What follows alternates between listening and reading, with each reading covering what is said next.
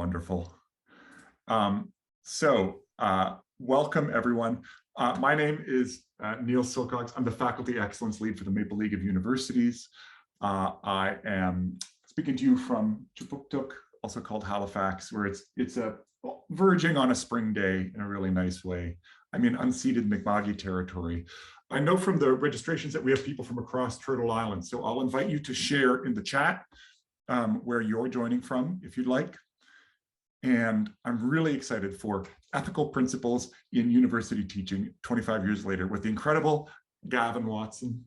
Gavan is Associate Vice President of Teaching and Learning at Memorial University of Newfoundland, also the Director of the Center for Innovation in Teaching and Learning. And in addition to being a doctorate in environmental education, he's also a beautiful photographer. Go do some Googling. I was really moved by a lot of Gavan's photographs. And Gavan's personal website states that he started building web pages in 1996, which happens to be the same year that the paper we're talking about today was published. Is it a coincidence? I don't know.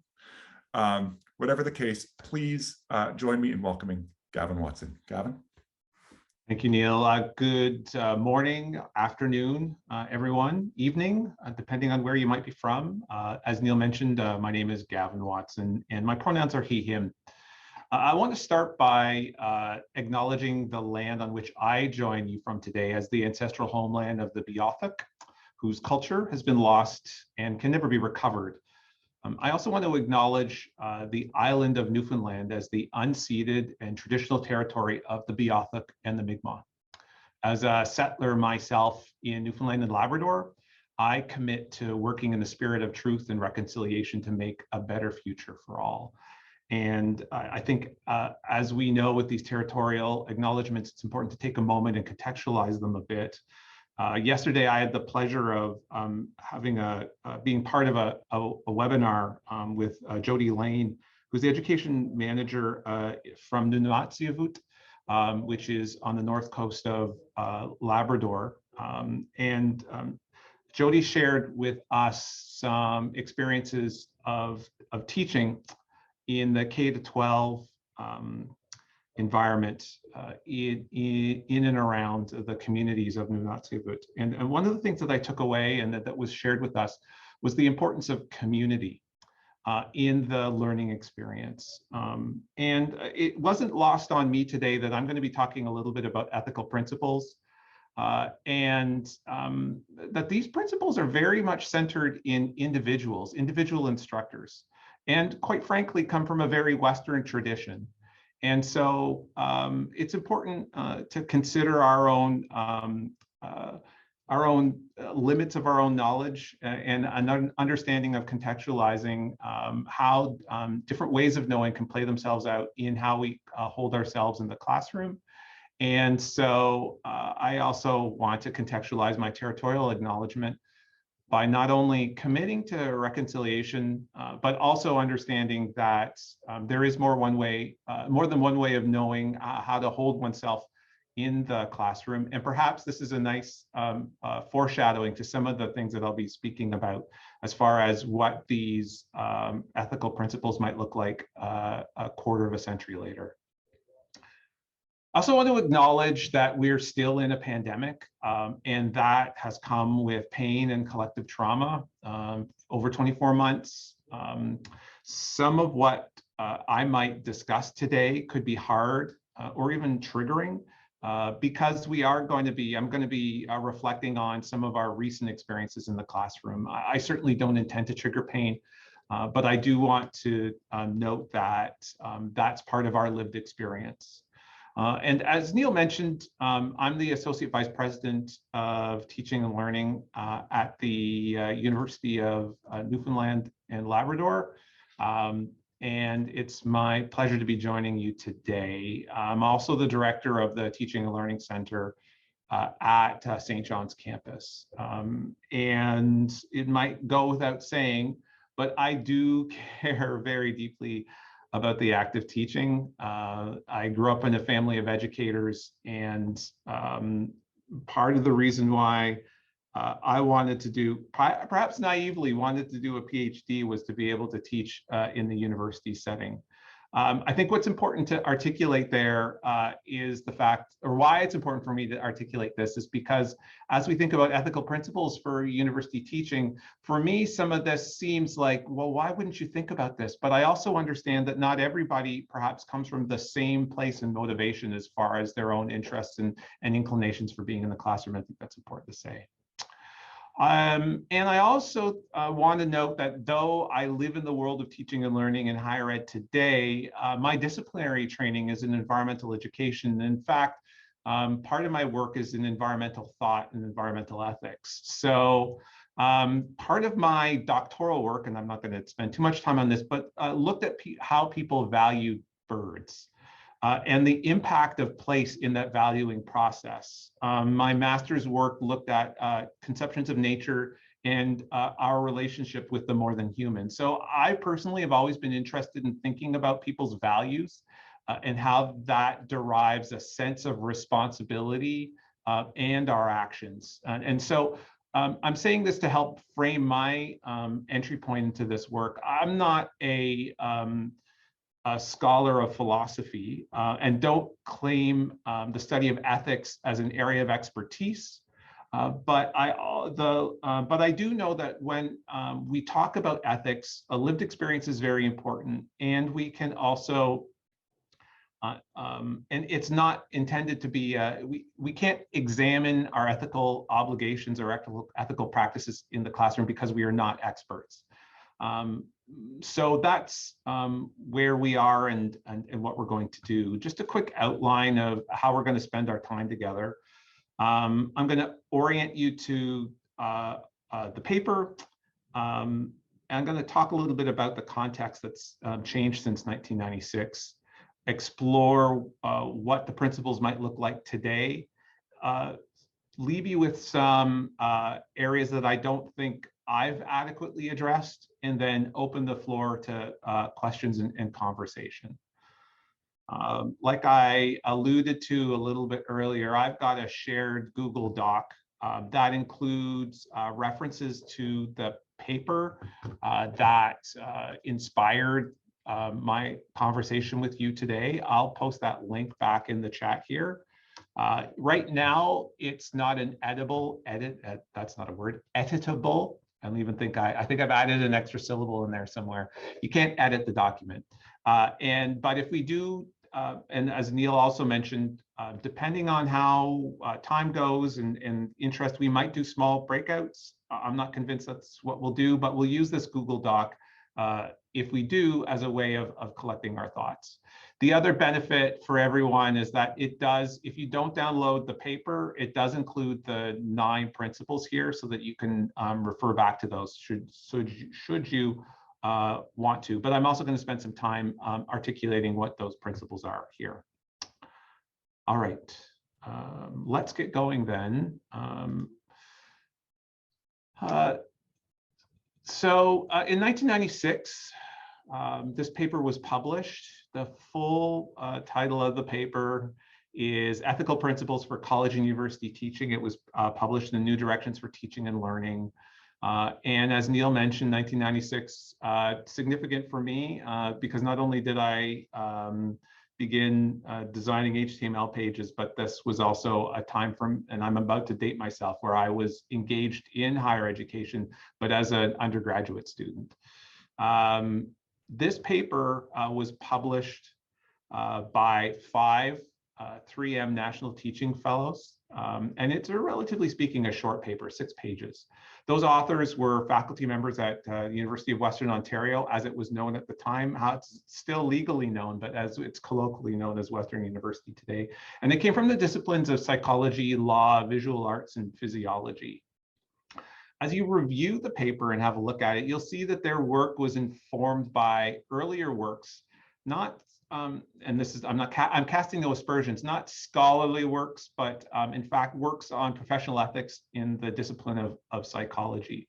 And their rationale for the paper was that, that there was, they were noticing increased or calls for accountability in higher education, and as a result, because of those increased calls for accountability, that there needed to be statements that clarify duties and responsibilities of teachers. They're very clear too that this isn't intended to reduce the academic freedom that faculty members have. Rather, these are guidelines to follow. I think many of us have our own relationship to this paper because it is 25 years old, and quite frankly, it's an under-theorized area. Ethics in the higher education classroom. I came to this paper when I co-taught a graduate student course at the University of Guelph. And this was a paper that was used to think about what our ethical obligations were in the classroom as far as educators. And so new university educators, graduate students engaged with this, and we facilitated a conversation using the document. I don't want to call anybody out, but I know that the paper is still used in this way today. It's used as a resource in classes that my colleagues teach that orient and introduce graduate students to the university classroom. I also met Professor Madeline Lennon while I was at Western University. And Madeline was a teaching fellow at Western's Teaching Support Center while I was there. I don't think that necessarily clouds my judgment on this, but it does help contextualize. So why the paper today? And I think I've kind of alluded to this. In short, it's still relevant. And ethics, virtues, or values of university teaching, I really believe are under-theorized, or at least under-described. And so I turn to the fact that when in the field of educational development, and that's really the field that I live in today, we typically start with our work focused on how to do things, what principles or what strategies you can use in the classroom, but often we don't start with why or exploring principles. So this scholar, FITZMAURICE, argues that we need to be, in fact, including the why as far as our classroom practice is concerned. And the why for her are the moral and ethical dimensions of teaching. So asking what our responsibilities and obligations as university educators are is as important today as it was 25 years ago, or perhaps as it was ever. My goal today is not to critique the content, because I think that would be unfair. Rather, I want to consider the principles 25 years later. So how well do these 9 principles align with our recent experience? What do our principles, what might they look like today? And what ought our principles look like? So with that said, let's just turn to the paper itself. These are the 9 principles as they're articulated. A reminder that if you want to read along with me, the 9 principles are in that Google Doc, and you can go ahead. So the first principle is content competence. And the authors write that a university teacher maintains a high level of subject matter knowledge and ensures that course content is current, accurate, representative, and appropriate to the position of the course within the student's program of studies. I'll also note that the Google Doc will be helpful to go back and remind yourself what was said under these different topics.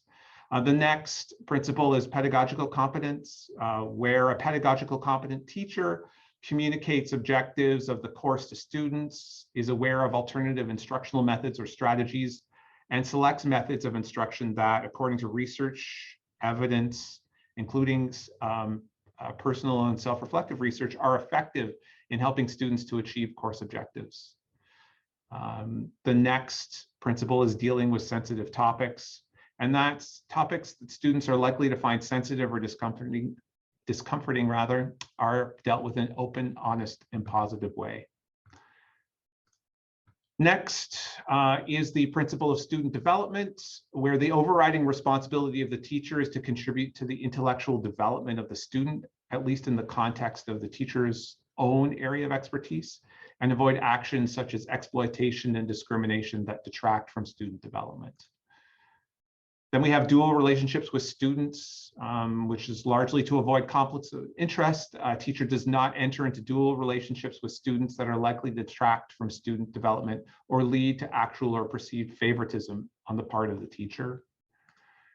And then there was a discussion around confidentiality, where student grades, attendance records, and private communications are treated as confidential matters and are released only with student consent, legitimate academic purposes, rather for legitimate academic purposes, or if there's a reasonable grounds for believing that releasing such information will be beneficial. And then the last three principles are respect for colleagues, where a university teacher respects the dignity of her or his colleagues and works cooperatively with colleagues in the interest of fostering student development. The valid assessment of students. And the authors write that given the importance of assessment of student performance in university teaching, in students' lives and careers, instructors are responsible for taking adequate steps to ensure that assessment of students is valid, open, fair, and congruent with course objectives. And then closing, finally, is a notion of respect for the institution. And that is in the interest of student development and university teachers aware and respects the educational goals, policies, standards of the institution which he or she teaches. And so now, after reading those and perhaps reviewing them in the Google Doc, I'm going to pause for a reflection here, and I'm going to launch a poll that asks the question, how do these 9 principles align with your or our recent teaching experiences? You've got, it's a Likert scale, and you got one choice to make, and I'll leave this poll open for, well, until we get a majority of folks participating. So we have about 25 people who've participated. That's, well, we're closing in on 70% of participants. I'm gonna close the poll in 10 seconds or so. We're at a fairly high participation rate, almost 90%. And so 5 seconds until I close the poll. And now I'm going to share the results. And you can see that, in fact, the majority of us feel as though our recent experiences are somewhat moderately or strongly aligned. And in fact, a majority of folks believe that our recent experiences are moderately or strongly aligned. One individual articulates that there's a lack of alignment there. And so alignment or not, I think there's always an opportunity to consider where we've been since 1996 and consider what our what changes are in the field, as it were, when it's related to these kinds of principles. And in fact, that's where I'm going to turn to next and talk a little bit about what's changed since 1996. And this is going to be largely, maybe I can just skim over this and simply say a lot. I'm not going to go into a great amount of detail to articulate this, but I think we would probably all agree that a lot has changed. So I will go through the higher end levels here around the changes that I see. So I do see an increased massification of higher ed that plays itself out in just who our students are and the ratio of instructors to students. We know that while the ratio of full-time equivalent students to full-time tenure track students has increased over 50% over the past 25 years, that we've seen an increase in the number of instructors who are hired on short-term contracts, so that in fact class sizes have largely remained the same. And I fully acknowledge that these are Canadian statistics. We know that we're seeing an increase in the number of international students, from 40,000 international students in excuse me, everybody, that's my fault. 40,000 students in the late 90s to over 340,000 students in 2018, 2019. I'll also note that for equity deserving students, some of this language I don't particularly like, but I'm using it here because this is the language that's used in the resources and the sources that I've found. We have an increase in the number of students who I think in short would be considered equity deserving, and that changes what I believe it changes what our obligations are in the classroom. We've seen changes to institutional funding as well, where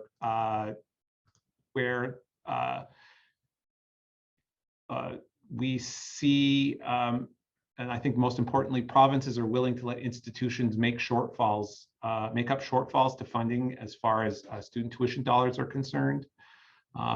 More broadly, we're seeing the adoption of educational technologies, increased focus on quality enhancement, improvement, especially within within accredited programs, and increased focus on institutional measurement, institutional measures of research performance and rankings. I guess one question or one observation could be that these two fall within the broad rubric of the neoliberalization of higher education.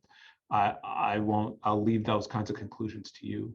More recently, we've had the results, or rather the calls to action from the Truth and Reconciliation Commission, and that's really driven conversations within the last 5 to 7 years within higher education, and then within Canada. And then I think we know that there are broader societal impacts related to the internet and a more hyper-connected world. And then broadly speaking, political and social movements that address issues of inequality, racism, and gender equality, not limited to those. So it goes without saying that things have changed a lot since it was published. And really then the question is, what do our principles look like 25 years later? And I think where this has become most cogent and obvious to me is within the last 24 months of pandemic teaching, where, with apologies to Mesereau, we've had a series of disorienting dilemmas in higher education that have really caused me, for example, to take stock of what it means to be an educator in higher education. So for me, some of those disorienting dilemmas included the rapid shift to remote teaching, the institutional deliberations with online proctoring and the use of educational technologies to use those kinds of tools. The move now to a wish to return to normal, whatever normal is, I have that in scare quotes. Accompanying a shift to remote teaching is the obvious stress that came with that, not only for teaching staff, but also our students. And ultimately, that we still within higher education, I don't think have fully addressed the structural racism and the colonial structure of our institutions. And so these larger issues drive what our classroom practice looks like today. And really, we're asking the question now, what ought our principles look like? And so I'm happy to speculate with you what I think could happen or should happen. And largely it's built around two areas of focus. I want to talk about revisions and additions. Let me see if I can make sure that I can fit this to the selection. There we go. So for revisions, what I'm really focusing on is where I think the ethical principles could be revised. I guess before I jump in there, I do want to say that since 1996, student learning hasn't changed. The act of what learning looks like hasn't changed, but I do want to fully acknowledge that teaching as a practice has become much more complex. It wasn't that it wasn't complex before, but I do believe that the kinds of issues, opportunities, and areas of focus that educators have to pay attention to really have grown. And I don't quite know what to do with that because that is a challenge to us in the classroom. And so I note that as I talk about revisions here, what I'm doing is adding more to the list of ethical considerations in the classroom. with the tension that it becomes difficult to manage all of these ethical considerations if you're continuing to add things without taking things away. I don't have an answer to that. Perhaps that's something that we can discuss at the end here. You've likely had a chance to have a look at this and see that what I'm focusing on as far as these kinds of revisions are concerned. So within pedagogical competence, I really do think that when we think about access, that's played itself out in lots of different ways, but part of our work is ensuring that students have equitable access to materials and learning experiences. And how that can play itself out in the classroom is, faculty members or instructors adopting approaches, pedagogical approaches like in universal instructional design, but there are more logistical considerations that can take place, such as managing textbook costs through the use of open educational resources. I talk a little bit about classroom management. I really do think that that's under-theorized, but classroom management was a part of the classroom experience in 1996. But when we think about our obligations, especially within the context of some of the changes we've talked about, we as educators need to be able to facilitate classroom civility, work on the equitable creation of groups for group works, for example, and engage in the work of interrogating power balances within the classroom, interrogating them and questioning them as appropriate. Also, with a focus on anti-racist and equity focused teaching practices, I think we need to consider what systematic biases exist in how it influences student success, and not only understand those, but consider how within the context of our curriculum they can be mitigated. One focus as well, or one addition to confidentiality, would be the notion of not just confidential student data, but private student data. This may be implicit, but this is really important to make it explicit within the world of educational technology.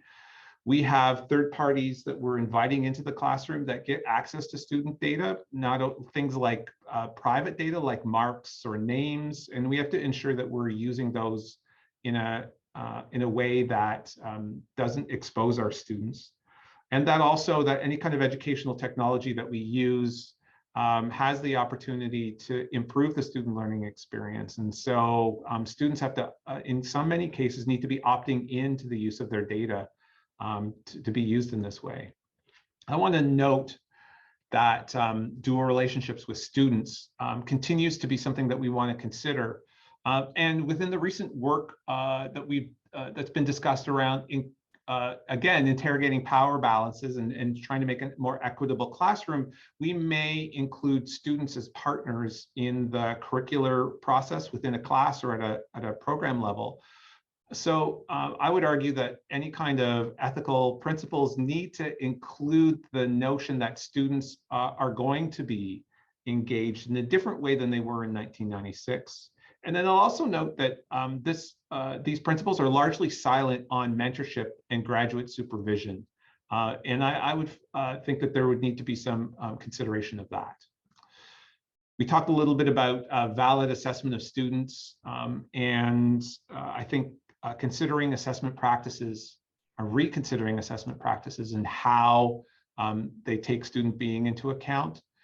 And so that would be, an example of that would be exploring and adopting concepts of ungrading if and as appropriate.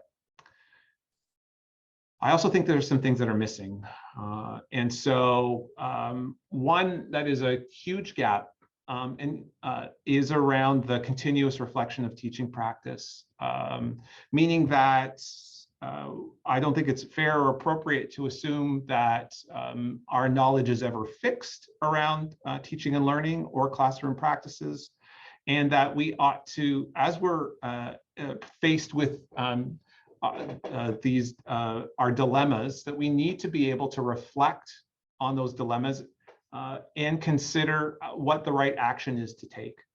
I do think that a willingness to interrogate those questions of ethical practice ought to be included in what it is that we do in the classroom. I also want to note that curriculum design and curriculum improvement is largely missing, and perhaps not at the course level. There was always a notion of a content competency, and there was some question about pedagogical competency, and I think you might include curriculum design there. But I do want to talk a little bit about the fact that we're seeing more work that's being done around program course development and the need to have a coherent and aligned curriculum. And that requires engagement with colleagues to be able to understand where students, their path through a curriculum, and understand where certain perhaps signature pedagogies take place. There's more opportunity for collaboration and engagement with peers. I'm talking about scholarly peers, so instructors to instructors within a program. But that was largely missing, perhaps less of an addition, perhaps it's a revision of the principle of working and respect for peers. And then finally, I think implicit perhaps in 1996 was the notion of designing for academic integrity, but I can't help but think so many of my conversations that I've had within the last 24 months around our concerns around academic integrity and how we ought to be able to address those concerns within the classroom.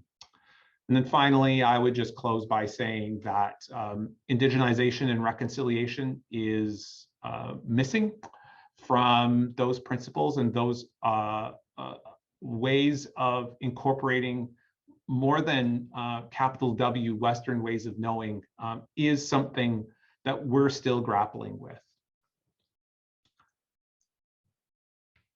So I'm about to close here and open the floor.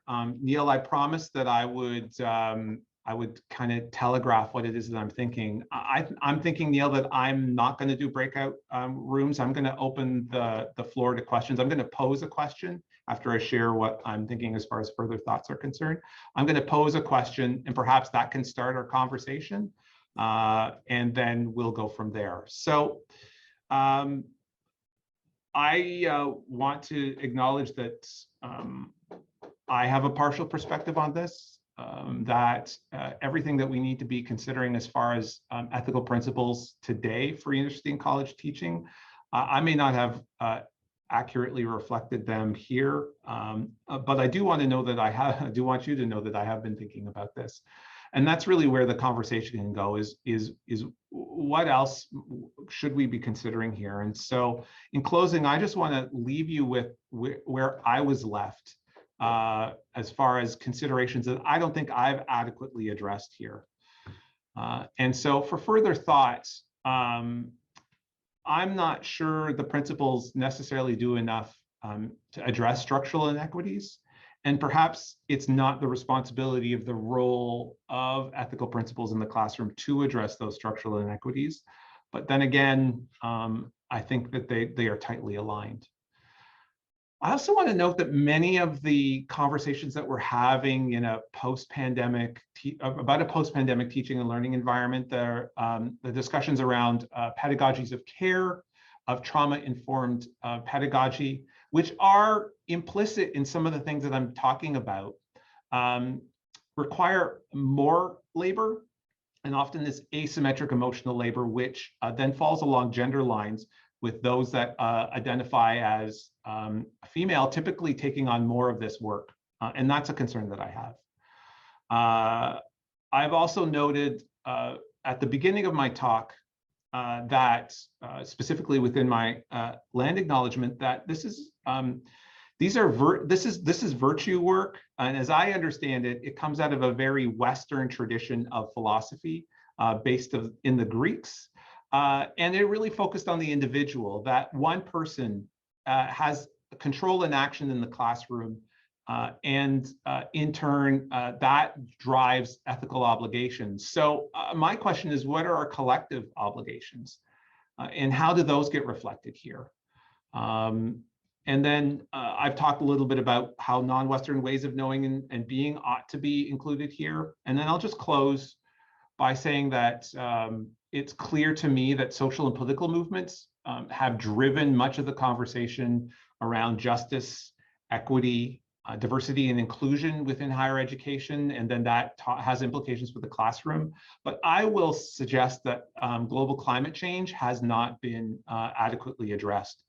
And perhaps circling back to then my own disciplinary background, what are our obligations as educators in the classroom related to the more than human? And I think that there's probably a couple of themes that we can draw together there to consider what's next. So I think I want to pause here and open the floor and ask the question, what do you see yourself as missing from the 1996 principles that should be included?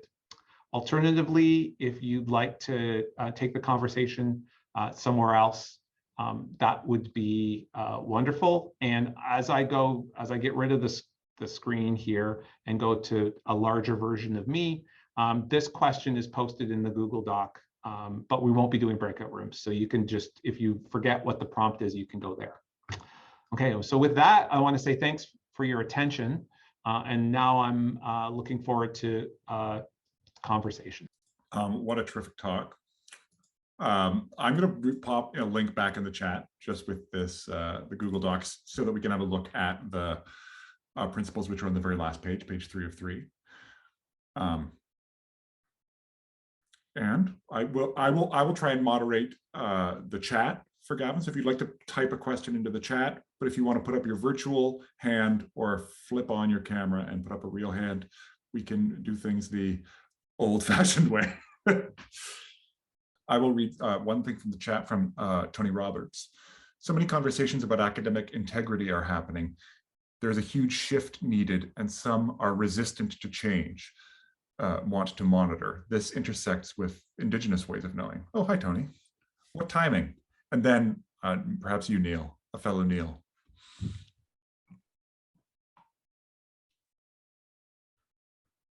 So who would you like to go first?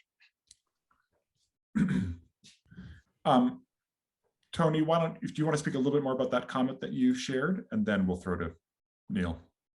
Sure. Sorry, Neil. Both Neils. Well, it's interesting. So part of my role at Mount Allison is basically as an educational developer. I'm the Purdy Crawford Professor of Teaching and Learning. And a lot of these questions do keep coming up, Gavin, around academic integrity. And when I make suggestions about what we might be able to do to respond to the concerns that faculty have, I do find, not all the time, of course, and it depends, that there is resistance. People say, well, I don't want to have to rethink my pedagogy and rethink my assessment and to think about authentic assessment and so on, and also becomes and is very individualized. And you mentioned as well, like, what is our responsibility, what are our ethical responsibilities sort of as a group? And I think part of it is, and you alluded to this or pointed to this, sort of deconstructing these neoliberal philosophical positions that very much are about the individual. And that's a difficult thing, I think, for people to get their heads around.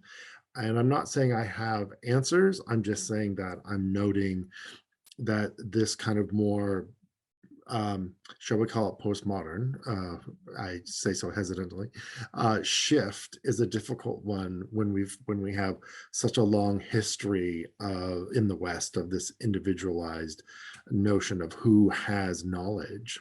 And so this is why I also mentioned it intersects with, among other things, sort of Indigenous ways of knowing, where Indigenous ways of knowing are more social in many kinds of ways. So it's more, I guess that's more of a comment. And again, I don't know that I have answers, except we need to continue to have these conversations and come up with alternatives and come up with strategies and rethink the guardians of the knowledge, right?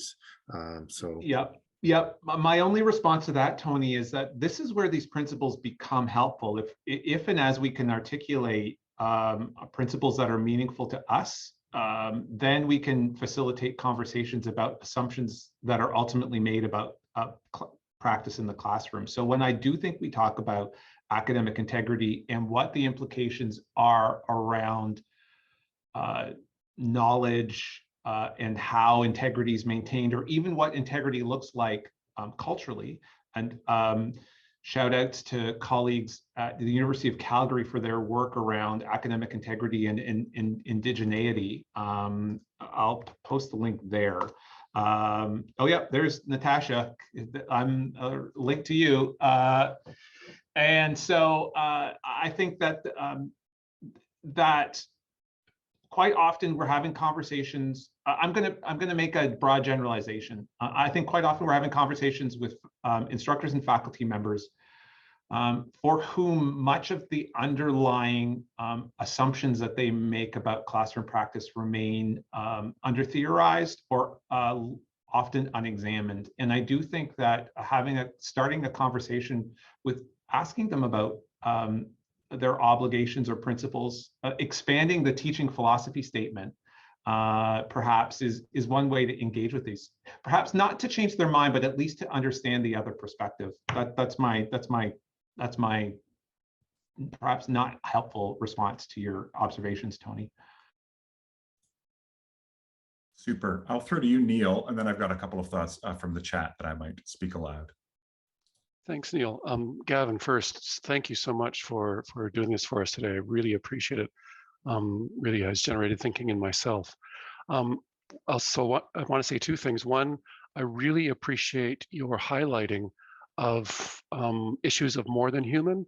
I think that's something that we really don't talk much about and is so critical. The other thing I wanted to talk about, I might have missed this, Gavin, but I also wonder if in any ethical statement, we need to talk about how we deal with the tyranny of content. That's something that's become really clear to me since the pandemic, is how in different disciplines or practices, there is this almost assumption that, you know, what doesn't kill you makes you stronger kind of thing. And it becomes an inhuman way of teaching. I'm thinking, for example, of residencies in medical practice, for example, just off the top of my head. But I also know in some examples of what I teach in biochemistry, there's this just keeps on piling on the content more and more as our knowledge base increases. And I wonder if there needs to be some ethical consideration of how much is it ethical of us to expect our students to consider and think about. Because one of the things I'm worried about is if we're really teaching the whole person, if we're really teaching for student development, too much content actually dampens that. And so I wonder if that's something that we need to include in a sort of ethical statement. Absolutely. It's an interesting observation, Neil. I'll also tie it to something that Suzanne Sheffield at Dalhousie mentioned in the chat, which is the notion of, can we talk about time to do it all for teachers? I know, Suzanne, that you're talking more broadly than just content, so I don't want to put words in your mouth. But I do want to tie the two ideas together that, in fact, we need to be conscious of what's relevant for students to know and be able to do in order to be successful. And so that starts with a real conversation about our teaching and learning environments and what we want our students to do. And I don't think it's adequately been addressed from disciplinary perspectives, or I haven't seen it in a consistent way to consider this notion of information and the ever-expanding volume of knowledge, and also the implications of a digital learning environment or a digital environment where many of these materials are available to us independent of being taught them. So I think that this is where some discussions around data literacy play a role, and so it becomes less about content and more about being able to separate the forest from the trees when it comes to this within a discipline. Again, just my quick reactions to what you have to say, Neil. Thanks for sharing.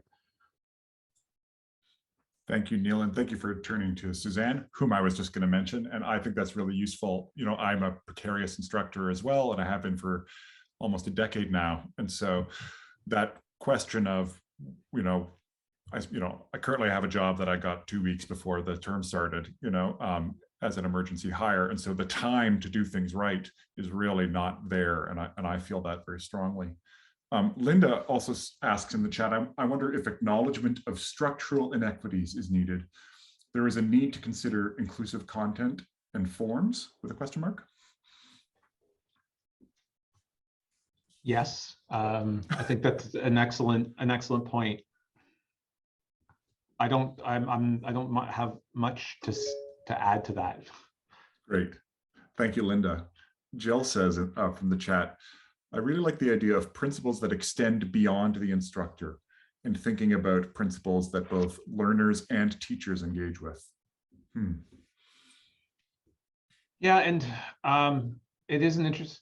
So we often, when we talk about establishing a classroom environment, we often talk about colloquially talk about having conversations and co-creating a learning space with students. Perhaps what we're talking about there, without saying it explicitly, is we are bounding the ethical space within which that we're working, and perhaps we ought to have that as appropriate and a more explicit conversation with our students around what that space looks like. So not just how we're going to operate with one another. That's a very instrumental approach, but underlying that are ethical considerations and ways of being and knowing. So I think we might be doing it. It's just not articulated here in the same way. There was a really interesting point addressed in a previous Better Together session by Donna Trubinsky about the term, I think it was Donna, or maybe it was Heather Lawford, pardon me, I think it's Heather Lawford now that I think about it, but about the term students as partners. And she sort of problematized that idea in that a partner is equal, and that it presumes inequality that really is not there within the structures, at least that we work in now. Oh, Jill just spoke about students as partners. Integrating the idea of students as partners more explicitly at all levels within and beyond the classrooms is so important.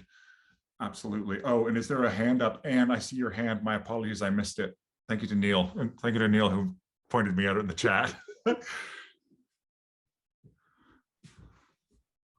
Not a problem, because this conversation was going exactly where I was thinking. So, and it's slightly different than the idea of students as co-creators, but I've been thinking about, I've been thinking about pandemic pedagogy as 3 myths that are being kind of exploded, or, myths about pedagogy. And one of them is the myth of control. And I mean, I never really thought that I had complete control in front of the classroom, right? Whatever I was doing. I mean, I knew that I didn't, but this is made it really clear, right? And it's made it really clear because learning is happening in all kinds of places that I'm not in, right? It's happening in Moodle all over the place. And initially when we first started, I was like, I'll be all over Moodle, I'll be talking all the time, right? I'll be like shaping the conversation. I don't have to, right? They're doing it themselves. And then the chat, which goes off in every direction, right? And half of them were there. And I had one class a few weeks ago where they decided that they needed to teach each other about abolition. And so like, forget what I was doing, right? They were just over there doing their thing. So, and I love this, right? I love the idea that this idea of me as having us controlling and co-creating and whatever, just let that all go, right? That learning happens in lots of different ways and places. And I've been fascinated by how they take charge of the learning amongst themselves also, right? Like in a classroom, they don't necessarily say things to each other like, that was a great point, right? But in the chat, they do all the time. So I think when we're thinking about, Gavin, your point about relationships, right? Their relationships with each other in terms of thinking about what they're doing, in a classroom seems to me has really changed too. So I don't have any theory to add to this. This is just kind of a set of examples, but I've been really thinking about that idea of letting go of control and what gets made possible when you let go of things. Thanks, Anne. I'll just note that what I heard while you were talking was this notion of agency and understanding student agency as learners. And then I went back and had a look at those 9 principles and thought to myself, where does that play itself out? Where does that insert itself? Or is it an addition? Then there's this notion of student development, but that articulation of student development is very much I don't think it necessarily is what the original authors intended, but anyway, it's an interesting observation and one to absolutely consider. Thanks for sharing it. Thank you. We have one final thought from Jill in the chat, and then I think we might have to wrap up. I also wonder, and this is my own interest and bias, but I wonder if scholarship of teaching and learning or engaging in reflective and scholarly practice can incorporate principles around content and pedagogical competence, as well as student development, as good scholarship of teaching and learning is student-centric. Jill, I don't want to call on you. Do you want to add anything to that? If you don't want to be called on. No, I'm happy to, and I'm sorry to be hogging all the conversations. Just this is so interesting. I just think that I think SOTL can nicely capture a lot of the inherent principles that we want to bring to our teaching and that we want others to bring to their teaching. And given that it is inherently student-centric, it embodies students as partners, it embodies kind of the contextualization of our teaching. I think it nicely parallels with some of these principles. I would also like to add that if we're thinking about student-centric voices that we also encourage in teaching philosophies, these principles are generally written in a way that's from the teacher perspective, it's teacher-centric. And so even thinking about how we revise the language to make them teacher and student-centric might be an interesting way to move forward with them. But thank you for that just soul-enriching conversation today. It's been so exciting. Thanks, Jill. I think that's an excellent note to end on. I like the your recommendation of considering how student voice is represented within teaching philosophy statements. Interesting stuff. Wonderful. Well, thank you so much, Gavin. Thank you to everyone popping off in the chat, everyone who turned their camera on to ask a question. I think we could talk about this forever. Thank you very much.